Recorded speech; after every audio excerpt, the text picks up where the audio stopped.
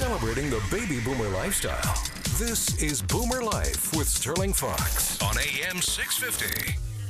Welcome back to the program. Our guest in studio is Dr. Ted Venema from NexGen and Mainland Hearing. Today we're talking about the dramatic effects of hearing loss and the solutions you'll find with NexGen Hearing and Mainland Hearing in the form of hearing aids. And Dr. Ted, just before we took the break, you said, look, this is a process. There's nothing related to getting hearing aids that in any way resembles going in, plunking down your money, picking up a piece of product and hitting the road. No. It is a personalized process that begins with an exhaustive 45-minute hearing test.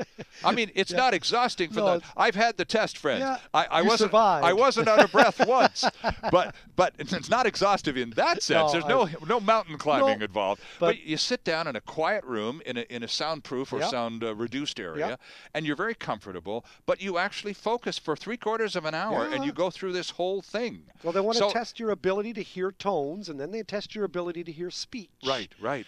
And all these things are put together in a package whereby to better counsel and explain to you. Right.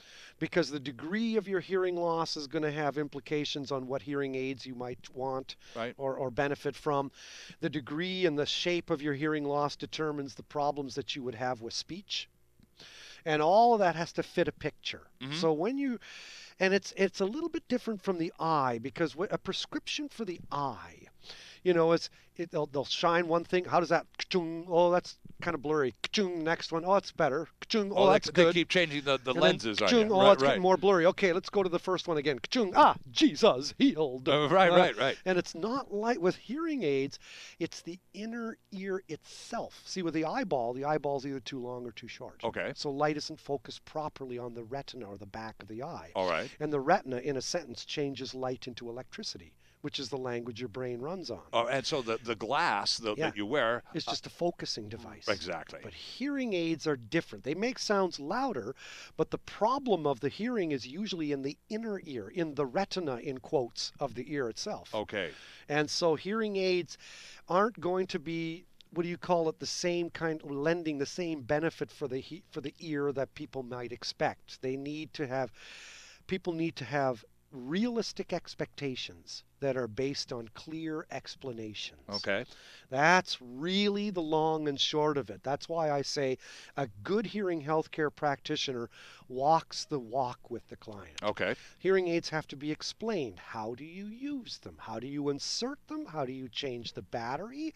How do you change programs on a hearing aid? And I would also want to know, because you've already told us this, every manufacturer, there's 7 or 8 of them, every manufacturer has a gold, silver, and bronze level product. Yes. So what's the difference between the gold and the bronze and the silver? Very good question. And what add-ons, what bells and whistles does this have that the other doesn't? It's basically how they function and handle themselves in noise. Okay. In quiet, they'll all work quite the same. All right. But as the listening situations become more and more challenging, the more expensive hearing aids will be able to handle, in quotes, the changes in your acoustic environment to a better degree than a less expensive one. How does that happen? You, the audiologist, how does that work? Hearing aids don't just make sounds louder. Now remember, hearing aids, I'll start with that was the old-fashioned kind.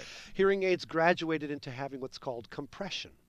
Compression means that hearing aids amplify soft sounds by a lot and loud sounds by little or nothing at all. Okay. Now, if you walk up to someone with hearing loss, with inner ear caused hearing loss, age or noise, and you yell or talk loudly, that person's going to whoop you upside the head just like anyone else would. For scaring them half to death. Because their tolerance for loudness is quite similar to a normal hearing person's tolerance for loudness. Right. So, for example, 100 decibels is going to sound terribly loud even to a person with hearing loss. Okay. What they can't hear is the soft sounds, let's say below 50. Whereas a normal hearing person can hear from 0 to 10 to 20 to 50 to 80 to 100.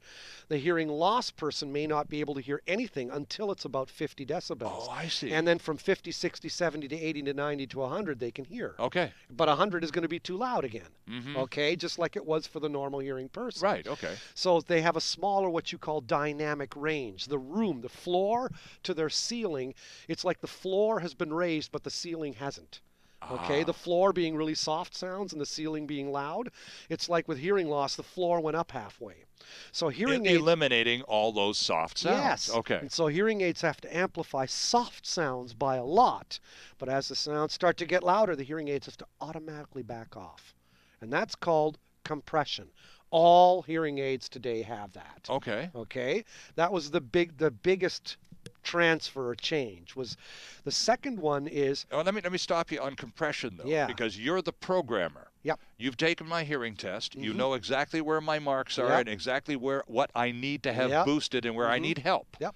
So when you're programming that hearing aid, you're going to really target those areas that I can't hear. Exactly. Yep. And we want to make sure that the hearing aid is doing what it's supposed to do. And you can also target the right ear differently than the left ear. Exactly. Vary, because you may have different hearing loss in the right from the left ear. Interesting. And so hearing aids also have directional microphones. Okay. So they pick up sound in the direction you're facing.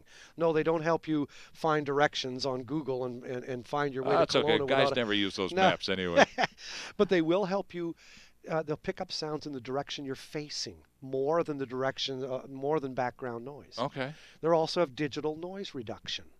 They also have different programs. You might have a different program for listening to music, different program for talking on the phone, a program for listening to TV. You know, and how do you switch programs if suppose you're just sitting there watching TV and the phone rings? Do you have to make an adjustment before you pick the phone up? Some hearing aids you do, and some you don't. Some you just push a button on a handheld remote control.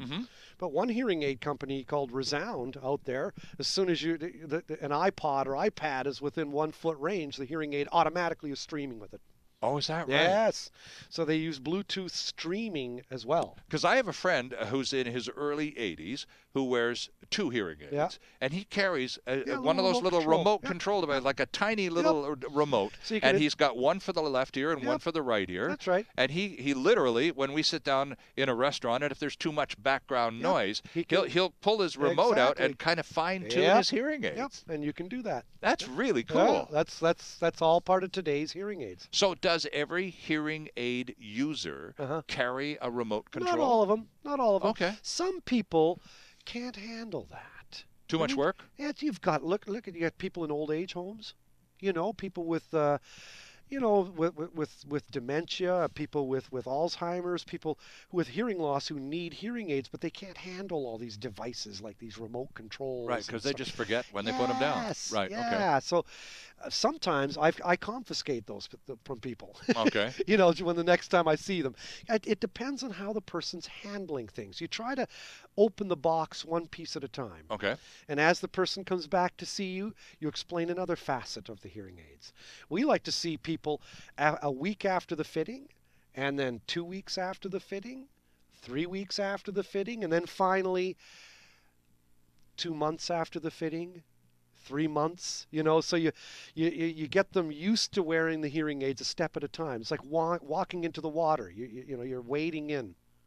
So when people, I would imagine that's a terrific attitude too, because this is brand new stuff. Yes, of course you're welcoming the opportunity to hear better. Yeah. But since you haven't heard particularly well for several years, you put it off for 7 years after you need it. That you keep using that number? Because is that the typical procrastination stage? That's well-established research, actually. We find out we need hearing assistance, and we wait 7 years. Yep.